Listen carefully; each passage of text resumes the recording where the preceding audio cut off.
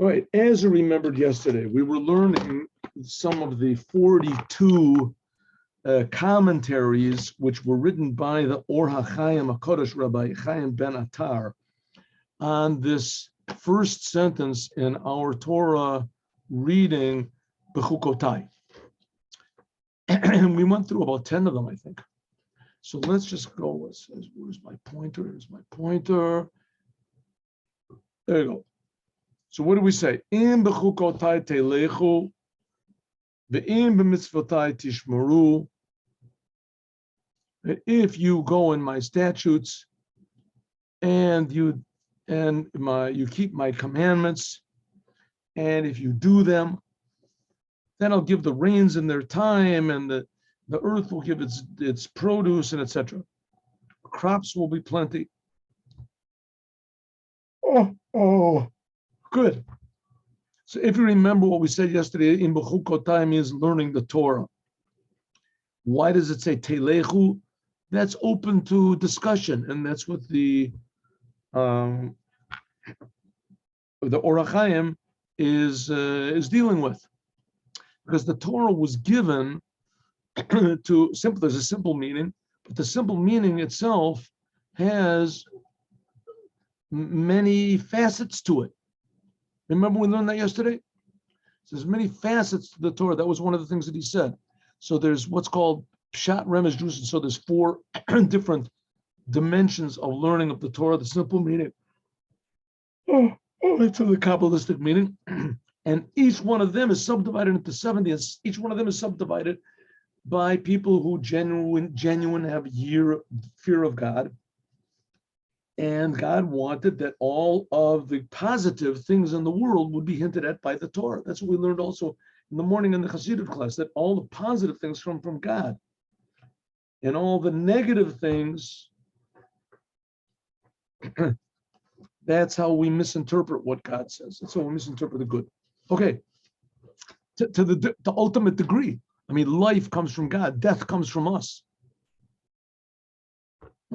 Well, it came from Adam, and you can't be blamed, but we sort of repeat the same thing. Here we go. Let's go. Not to get into. Let's let the make the interpretations. Here we go. So we said if in my state. So we got up yesterday, I think, to here.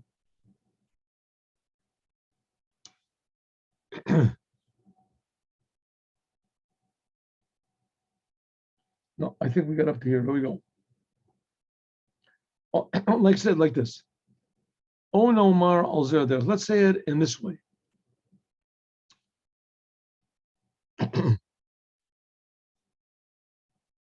There's 2 different ways of looking at things. In the Gemara Avodah Zorah Yud Zayin, one is Rabbi Chanina and one is Rabbi Yonatan. Okay, what was it? They were both going to some destination. They were walking together. Rabbi Chanina and Rabbi Yonatan, they were walking together. And they came to a road that split. And afterwards, the road joined up into this destination. So they had 2 ways that they could go. One is going by the opening of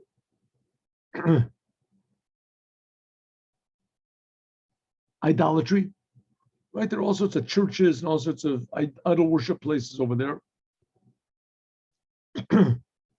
And one of them is going by the opening of a house of prostitution.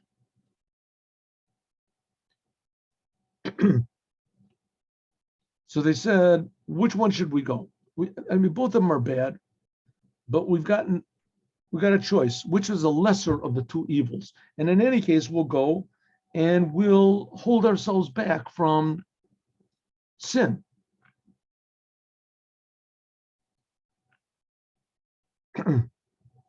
So it says, let's go by one said, let's go the house of idolatry. The Nechim Yitzrei, that they, I guess, are fighting against the creator of the universe. So I have to see what this means. And the other one is, let's go back. The other one said, no, we'll go to the road where there is no idolatry, but there's houses of prostitution. So that we have to subdue our own urges. So in the place where there was idolatry, these people are going against the creator. It's like a play on word, Yitzrei, the creator. And there they're going against our lower impulses. In either case, it's a test. Right here, they're testing our faith in God, and here they're testing our loyalty to our, how do you say, chastity. Chastity is a good word, I don't know. And they will receive a reward, right? They'll call to us from the windows, and we won't do. And it says, where should they go? And that's what it says. Im b'chukotai te lechu. This is one sentence, I don't know what. Te lechu. What does it mean? You might think that you should go. You can be sure that we'll go in the road of the prostitutes or the one of the idolatry, and they won't touch us. And we'll keep the commandments. That will. So why even get into this problem? As it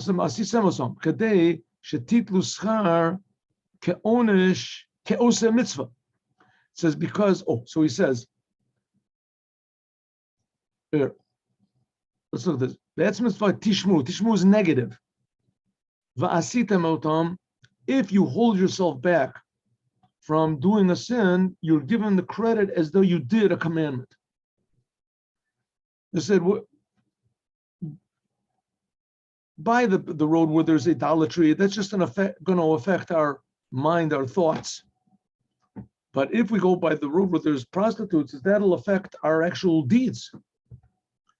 So if we hold ourselves back from that, from doing bad deeds, so you might think that that's less of a reward. So he says, no, if you hold yourself back from that, then, where is it? Where do we go over here? What happened? Here. It's treated as though you did something. Because it's coming to an actual deed of sin. We're going to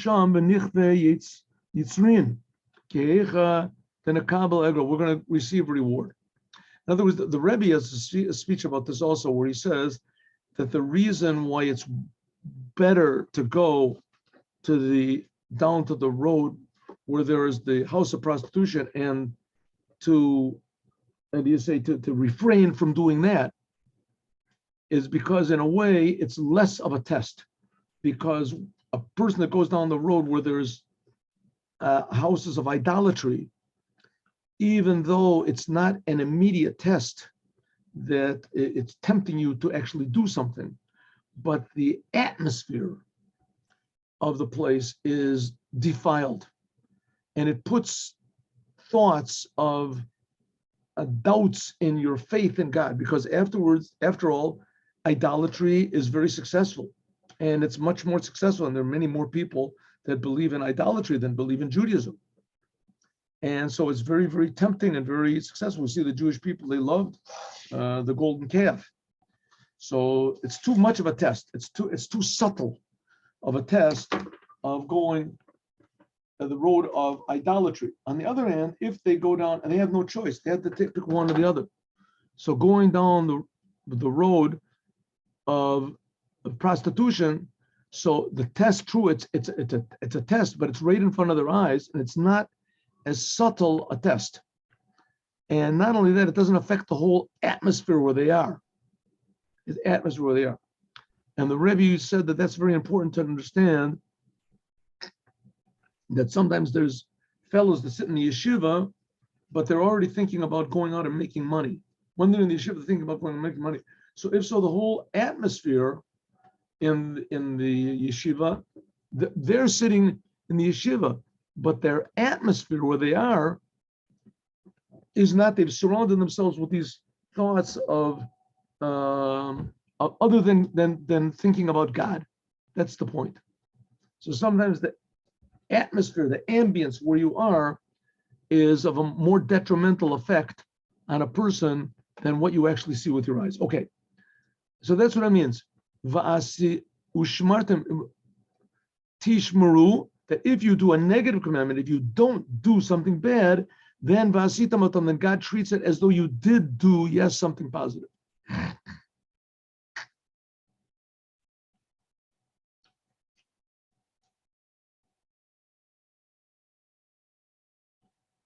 Or maybe you can say like this. There's a Mishnah, it was called Mishna's Hasidim. In Pirkei Avot, it says, the Torah, in Pirkei Avot, it says that the Torah is possessed by 48 ways. You have to have humility, you have to be friendly with your friends, you have to learn, you have to be willing to accept. Right? You look, we'll learn it when we get into the Pirkei Avot. Torah, not to learn, to acquire learning Torah is not so easy. Not everybody can get it. But rather you have to have these 49 steps. What are the 49 steps here? Let's go. We can go through them very quickly. Here, look. 49 steps, it says in Pirkei Avot. There we go.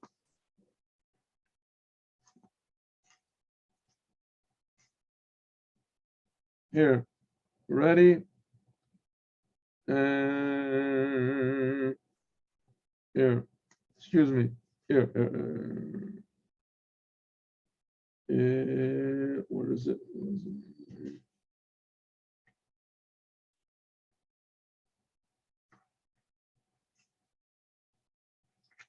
Here, sorry, just one moment. There it is.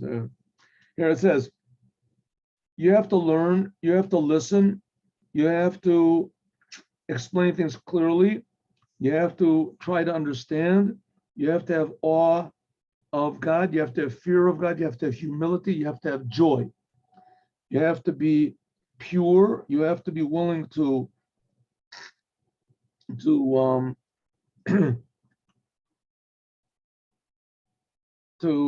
be subservient to the wise men. You have to have friends.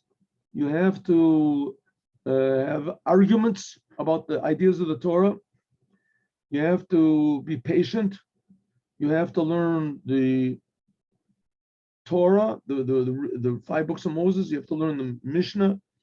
You have to have the minimum of business. But if you want to, you have to work at Torah and not at making money. You have to have the minimum contact with the world. You have to have the minimum of pleasure from the world.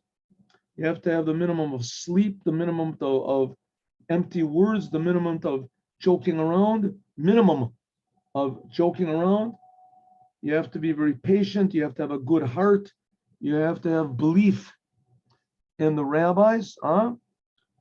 You have to not complain about difficulties. You have to understand who you are. Don't think you're greater than you are, etc. There's more. So they have these 48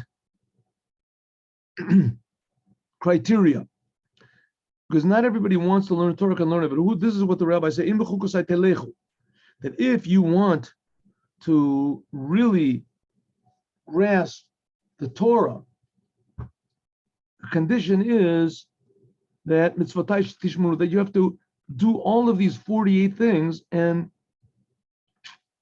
keep them. You have to do all of these things we said before, have the proper attitude, have the proper, invest the proper effort. You have to have patience and etc.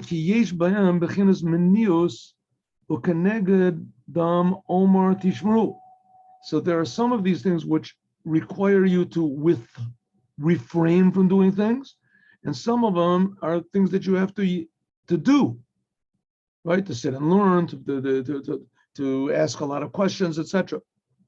So therefore it says, Ushmartem are the things you have to hold yourself back from of these 48 things. And some of the things you have to do positively, right? Assert yourself in these 48 things. Right? Like we said, you look in the 6th chapter of Pirkei Avot, and you'll see what these, I just told you about 20 of them, but there's 28 more. Also, it comes to tell you that how great is learning the Torah, that the Torah is something that the commandments don't have. Because when a person does the commandments, so it could be that a person will do the commandments, but it'll also be that he'll do sins. Right? Commandments, after all, they're just actions. You don't have to have any particular attitude to do the commandments. Here, like we in Chabad, you stop people in the street and they put on tefillin. So they did the commandment. They've done the commandment. In some ways, they do it better than I do. Right? It's a fresh thing, a new thing to them. They're doing it because the only logical reason is because God wants. They're not religious people. They don't care about going to heaven or hell. They're just doing what God wants. Right? Doesn't make any sense, but they do it. But on the other hand, doing the commandments doesn't really change your personality. So it could be that a person will do the commandments, but it could shame God, and in the end, you won't remember the good things that you did. Won't be they'll be overshadowed by the bad things. But if a person learns Torah, so it's saying it's trusting him, the trust. All osik b'Torah. If a person really learns the Torah, as then his righteousness stands forever. In other words, the advantage of learning the Torah is that it goes into your mind, and you have to understand it. So if a person, let's say, has the fear of God, and he has the awe of God, and he does a commandment, so that's it. The commandment has been done with his action, but it doesn't really sink into his personality. On the other hand, if a person has the awe and fear of God, and he learns a law in the Torah, even if it doesn't relate to anything godly, it's just a simple law about, what are the laws of, keeping Shabbat, or what is the laws of kosher.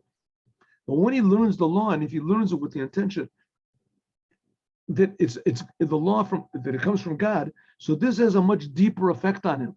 And his righteousness will go with him. The commandment of learning the Torah, it sticks with the person. Like it says, it says that sins can put out commandments, but sins do not put out the Torah that a person learns. Forever. Like it says in Russia. There's also, we're going to learn later on, this was the case where there was a Jew who was called Yerovam Ben Navad. He's going to talk about this soon, and it's mentioned also in Pirkei Avot. Yerovam Ben Navad. Yerovam Ben Navad, he was a tremendously talented person, tremendously talented, and he was a great leader, and he was a genius Torah scholar, and he was a God-fearing person, everything, to the point where a prophet came to him, and we talked about this many times, and told him to divide the kingdom, right? When after King Solomon passed away, and his son took over, his son was Rechavam, his son was not a good king. The people didn't like him. So a prophet came and told Yerovam and Navad to split the kingdom. So there's a lot of things that you can learn from this. It ended up that Yerovam and Navad became one of the biggest sinners in all of the history of Judaism. Tremendous sinners. And it said he sinned and he made everybody else sin. And his name is even mentioned in a very negative way in this Pirkei Avot, in this Ethics of the Fathers that we're learning, that he was one of the few people that we can say that he sinned and he made everybody else sin. And the interesting thing is that when he died, so the sins he did, he did really, big time, major sins. He killed people, and he had a statue of himself in the Holy Temple or whatever he did. Really, severe sins. Did all the, as God said, I'll forgive you all the sins. I'll forgive you all the sins. And he said, no, I don't want to. He said, I don't want you to forgive me my sins. He said, if you forgive me my sins, I'm going to go to heaven. I'll be there with King David, and King David's going to be first. If I'm not first, I don't want to. Better to be in hell number one in hell to be number two in heaven. That's what he said. In any case, the point I'm trying to make is that his sins didn't allow him. I'm sorry, I made a bit of a mistake. I'm sorry. That's also true, the Torah has told you. But the one that I wanted was different. I wanted Elisha ben Avua. Elisha ben Avua also, same thing, was a tremendous Talmudic scholar. And when he died, it says that he couldn't go into hell. He did a lot of sins, a lot of big time sins. Elisha ben Avua. He did a lot of sins, but he also learned a lot of Torah. So he couldn't go to hell because of the Torah that he learned. And he couldn't go to heaven because of the sins that he did. What are they trying to say? That the sins that he did not extinguish the Torah that he did. It did extinguish the commandments that he did, but not the Torah that he learned. So that's what it says, the Torah will always be, that's the importance of learning the Torah. B'chukosai, you should learn the Torah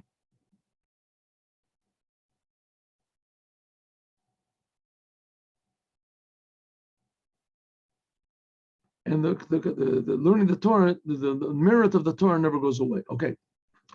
Yud Aleph. Another also means to say, there's a pasuk in, it says, Orich Yamim Biyamino. We say this when we take out the Torah. Orich Yamim Biyamino Ubesmola Osher V'Kavod. It says, in God's right hand is long life. So it says there's a difference between the Yamim people that learn the Torah in a way of the right side. It says their reward is they get the upper worlds. A smolim, but the people who learn the Torah from the left side, in other words, what does it mean? They're just thinking about physical rewards. They want to learn the Torah so that it'll be good for them. They'll be healthy and they won't have trouble from their children, and they'll have money. They'll get a blessing in this world. And so it says, that's what it says, in b'chukosai. If the learning of the Torah will be, your intention is to do it not for this world, the people like or the left side, but you walk. What does it mean, walk? That the purpose will be for bringing the upper worlds down into the world, into this physical world. Then that's what it's the kata meaning. These are the people that are on the right side. That are on the right side. So that's what it says. So if you walk on my statutes and you do it not for this world, then you'll go. Tell you the truth, I don't understand why he says the right and the left over here. What's this got to do? Maybe God will inspire me to understand what's the difference between left. I guess the people on the left means that he's learning the Torah only for the benefits he gets in this world. So it's not walking, he's not moving. I guess that's the purpose.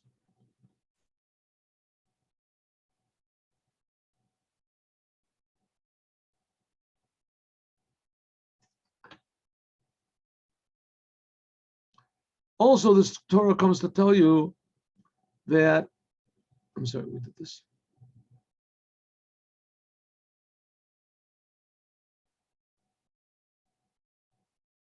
Also, it comes to tell you in the Mishna's Chassidim, again, that anyone who has more wisdom than his deeds, so his wisdom does not last long. And anyone whose deeds, good deeds, are more than his wisdom lasts. It's like a tree that has big roots, it says. This is hinted at in b'chukosai telechu. How do we know that if the Torah is not accompanied by a lot of good deeds, then the Torah is in danger?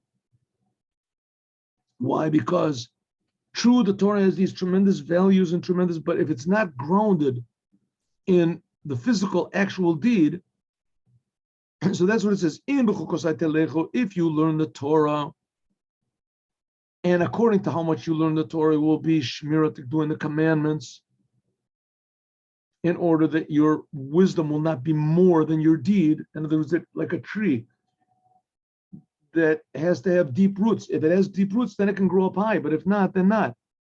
So if there's a tree that's very tall, that's like the learning the Torah, but it doesn't have the deep roots, that's like the commandments. that's rooted in the physical world. The commandments are physical. And that's what it says. If you want to go in my commandments, here we're talking about b'chukosai, means learning the Torah. That's what we said. B'chukosai means learning the Torah. Then the way to make your Torah last is mitzvosai, do the commandments and keep them. That's the way to make sure that your Torah learning, chukosai, is firmly rooted. All right, we'll do one more, two more, and then we'll go further. Also, like it says in the Gemara in Peah, Mishna and Peah, it says these are the things that a person should do in this world, and for that he gets a reward in this world and the reward in the world to come. And Talmud Torah, learning Torah, equals all the other commandments. That's what it says. That if you learn the Torah, chukotai means learning the Torah. If you learn the Torah, then I will treat it as though you've done all my commandments, etc. Because learning Torah is equal to all the commandments. Okay, so we see different faces of the same thing. Basically, it's saying that you have to do the Torah and it has to be accompanied by the commandments. But which one is more important? Sometimes it stresses that the commandments are more important. Sometimes it stresses that the Torah is more important. Sometimes it stresses that the Torah is the whole basis of everything. Sometimes it says, no, the commandments are the whole basis of everything. So these are different facets that you can learn. They don't contradict one another. The Torah has its special qualities and the commandments have their special qualities, and neither of the two detracts from the other one. But on the other hand, each one just adds on to the other one. That's the tremendous importance of both. So let's do one more and that's it. Okay. Or you can say like this. A person shouldn't say, okay, if the Torah is so important, then I'll learn the Torah, and that's like in the place of doing the commandments. If so, I'll learn the Torah and I won't do any commandments. Okay, now it says that Rabbi Shimon Bar Yochai, and in a couple of days is going to be the celebrating is the day that he passed away, is that when he was in the cave, as he didn't do any commandments, I don't know if he took tefillin there with him when he ran away. It could be that he did. But it says it was tremendously hot over there in the daytime.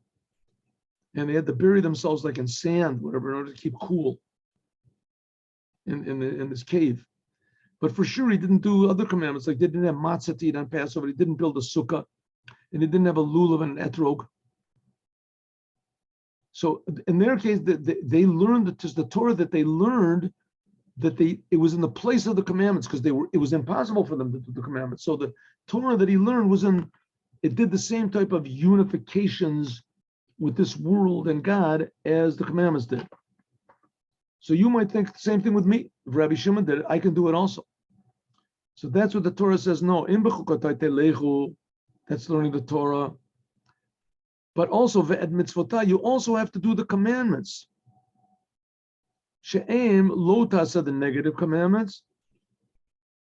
And not only that will you be exempt. If you learn the Torah, of course, you're not going to do any sins, right? You're not going to do anything. You won't do any sins. But on the other hand, what about the positive commandments? That's what it says, vasitem otam. You also have to do them. Now, what I said that the Torah is equal to the commandments. I meant unless a commandment comes in front of you, then you have to do it. It was the same thing with Rabbi Shimon Bar Yochai. If a commandment came in front of him, no one else could do it, as he had to stop doing the commandment and do it. So stop learning the Torah and do it. I'm sorry.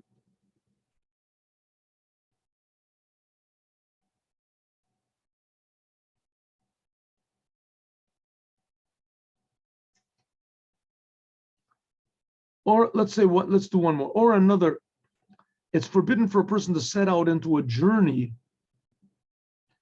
unless he precedes it by some sort of words of Torah. Like it says, it says that justice should go before you.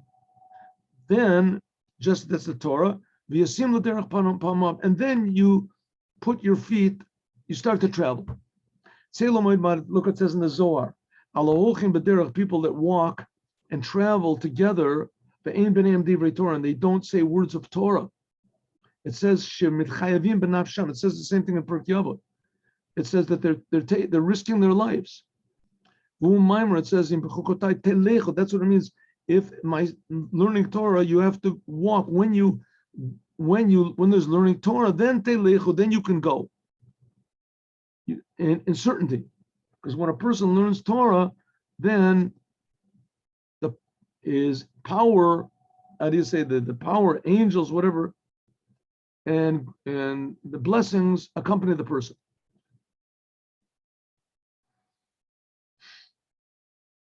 One more.